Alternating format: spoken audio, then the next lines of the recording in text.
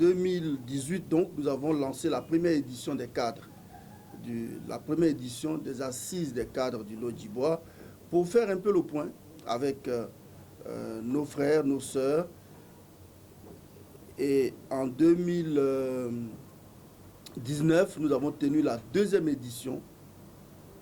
En 2020, la troisième édition a eu lieu, toujours à Abidjan, à la Bibliothèque nationale. En 2021, la quatrième édition a eu lieu, toujours à Abidjan, à la Bibliothèque nationale du Plateau. Et je peux vous dire qu'à chaque fois, les cadres se sont massivement déplacés. Les images existent et en parlent.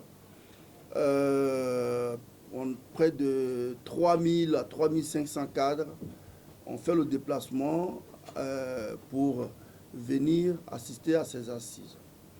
2022, nous avions annoncé que ça se tiendrait à Divo, à la demande générale.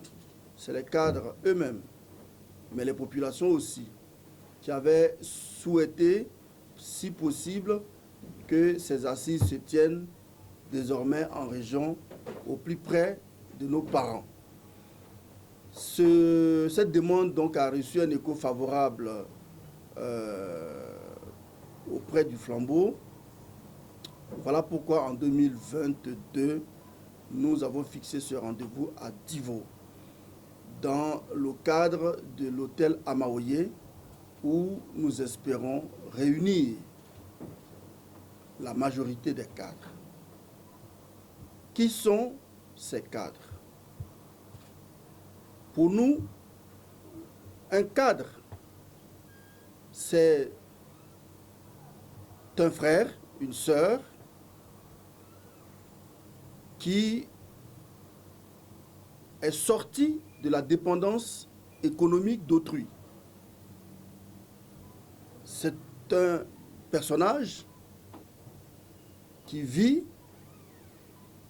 mais qui apporte aussi la vie aux autres, sur le plan de la lutte contre la pauvreté, sur le plan de la lutte contre l'ignorance. Un cadre, donc, c'est quelqu'un qui a une valeur ajoutée. Donc, pour nous, le cadre, ce n'est pas forcément l'ingénieur des ponts et chaussées, ce n'est pas à tout prix le médecin du CHU de Trècheville, ce n'est pas toujours l'enseignant, ce n'est pas toujours le professeur à l'université. Un cadre, ce n'est pas forcément ce notaire ou cet avocat, comme on a l'habitude de le faire dans nos associations mutualistes, et d'ailleurs ce qui contribue parfois à disperser les énergies. Le cadre pour le Flambeau du Lodjibois, c'est tous ceux qui sont sortis de la dépendance économique d'autrui. Sous-entendu, vous êtes commerçant, vous êtes agriculteur, vous êtes entrepreneur, vous êtes travailleur libéral, vous êtes enseignant du privé, enseignant du périscolaire ou du préscolaire, vous êtes aide-soignant, vous êtes instituteur, vous êtes professeur, vous êtes docteur, vous êtes ingénieur, vous êtes notaire, vous êtes avocat, vous êtes même président de la République. Vous êtes un cadre à partir du moment où vous apportez de la valeur ajoutée. Pour nous, le cadre, c'est un combattant de la lutte contre la pauvreté et l'ignorance. Voilà comment nous concevons les choses. Voilà pourquoi nous avons beaucoup de respect et beaucoup d'amitié, mais surtout beaucoup de solidarité avec la plupart des cadres de notre région et de ce pays d'ailleurs, parce que à chaque cadre se trouve rattaché tout un ensemble de solutions auprès des familles microbiologiques ou extra-biologiques. vous trouverez rattachés à chaque cadre les problèmes de santé de la famille, les problèmes de développement de la famille, les problèmes de solidarité.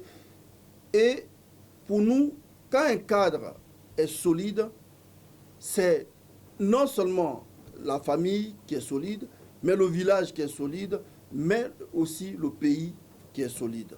Voilà pourquoi les cadres doivent être soutenus. À l'inverse, quand un cadre a des problèmes, quand un cadre n'arrive plus à être solide dans son travail, qui n'arrive plus à avancer dans ses projets, qui n'arrive plus à thésauriser ou à développer de la valeur, c'est toute une ruine. Pour nous, c'est un combattant qui est en chute et il faut le soutenir. Pire, quand un cadre tombe malade, c'est le poumon de notre région qui est malade. Mieux, quand un cadre meurt ou décède, figurez-vous qu'à l'ODAPCI, nous pensons avoir perdu un combattant de la lutte contre l'ignorance et la pauvreté. Voilà la notion de cadre que nous avons initiée et que nous développons. Nous appelons donc tout le monde, tout ce monde qui participe à l'action économique de développement de notre région, de nos territoires et de notre pays. Nous les appelons le 9 et 10 décembre prochain à Divo pour pouvoir discuter autour d'une thématique que nous a inspiré la situation. Cadre, mutualité et développement.